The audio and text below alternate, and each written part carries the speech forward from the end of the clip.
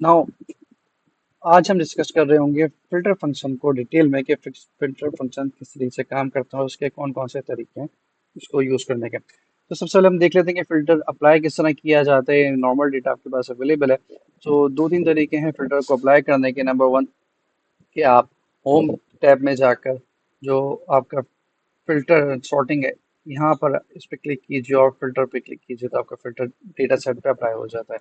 Other method is जो shortcut तरीका है, वो शॉर्टकट इसके क्या है, कंट्रोल शिफ्ट एल आप प्रेस करेंगे तो आपका फिल्टर डेटा जो एक्टिव सेट है उस पर अप्लाई हो जाएगा।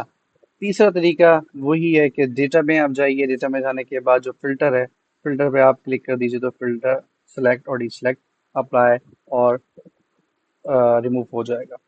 तो अभी हमारे डेटा सेट पर फिल्टर अप्लाई हो गया है।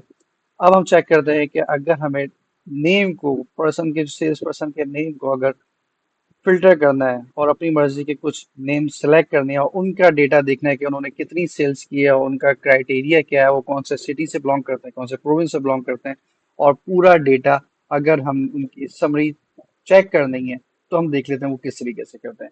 सो सबसे पहले इसका तरीका है कि जो ड्रॉप डाउन लिस्ट बटन है इस पे आप क्लिक कीजिए, या तो फिर ऑल्ट हेडिंग पे जाकर आप ऑल्ट डाउन की प्रेस करेंगे, नेविगेशन वाला, तो आपका एक विंडो ओपन हो जाएगी जो कि फिल्टर पैनल आपका कहलाता है। फिल्टर पैनल आपका जैसे ही ओपन होगा, इस पे आप चेक कर सकते हैं कि जो भी रिकॉर्ड्स हैं वो सारे यूनिक अवेलेबल हैं। अगर आपके डेटा सेट में थाउजेंड्स ऑफ रिकॉर्ड्स हैं लेकिन अगर वो यूनिक डेटा है तो वो सिंगल टाइम इस पैनल पे आ जाएगा और आप यहाँ से सेलेक्ट और डी सेलेक्ट और मल्टीपल सेलेक्ट भी कर सकते हैं। और सपोज मैं चेक करना चाह रहा हूँ, अगर आयशा का एक डेटा सेट चेक करना चाह रहा हूँ, उसके साथ मैं एक हसन का डेटा सेट चेक करना चाह रहा हूँ, तो मैं इन दोनों को चेक करूंगा, सेलेक्ट करूंगा और मेरे पास यहाँ पर अवेलेबल हो जाएगा कि इनके पूरा डेटा सेट क्या क्या मौजूद है, कि आयशा क्या क्या कितनी सेल्स की, हसन ने कब कब क्या क्या सेल्स किया है, सो एंड सो फोर्थ। अब मैं चेक करना चाह रहा हूँ क्योंकि आयशा नाम के और भी सेल पर्सन हो सकते हैं, हसन नाम के और भी सेल पर्सन हो सकते हैं। अब मैं उनको आईडी के हिसाब से फिल्टर करना चाह रहा हूँ।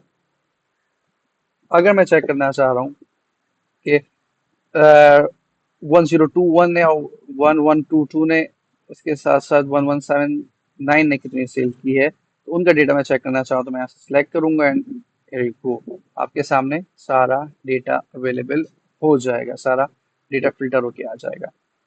इसके साथ अगर मैं, मुझे ये सब चेक नहीं करना, अच्छा, इस रीफिल्टर करने के दो तरीके हैं। नंबर वन, कि आप दोबारा कंट्रोल शिफ्ट एल प्रेस कर देते हो, सारा फिल्टर जो भी आपने लगाया हुआ डेटा सेट पे वो हट जाएगा। या अगर आपने सिर्फ फिल्टर आपके अप्लाई हुए हुए हैं और उस फिल्टर को आपने क्लियर करना है तो उसकी शॉर्टकट है Alt+H+M+S, Alt+H+C। जैसे ही आप Alt+H+C प्रेस करेंगे तो सारे फिल्टर लगे रहेंगे, आपके अप्लाइड रहेंगे, लेकिन जो फिल्टर क्राइटेरिया सिलेक्टेड था वो क्लियर हो जाएगा। नाउ हम चेक करना चाह रहे हैं कि नेम वाइज अगर हम सर्च करना चाहें कि अगर हमारे पास मल्टीपल क्राइटेरिया अवेलेबल हैं, यहाँ सेल्स डेटा पे नेम पे ही आ जाते हैं। मैं चेक करना चाह रहा हूँ कि अली के नाम के कितने लोग मेरे पास मौजूद हैं और डेटा सेट में अवेलेबल है, तो मैं यहाँ पे सिंपल सर्च करके भी अली को फिल्टर कर सकता हूँ, सर्चेबल पैनल में, सर्च पैनल में जाके इसको चेक कर सकता हूँ। इसी तरीके से अगर मैं जाऊँ फरहान में, तो फरहान चेक करके मैं ये टाइप करके चेक कर सकता हूँ कितने अवेलेबल डेटा सेट में मेरे पास मौजूद हैं।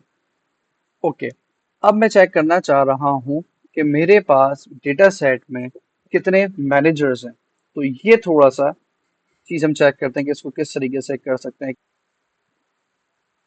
Does not contains, does not contains में जाके इसको ओके करेंगे तो जितने भी आपके पास नॉन मैनेजरियल स्टाफ है वो यहाँ पर फिल्टर होकर आपके पास आ जाएगा।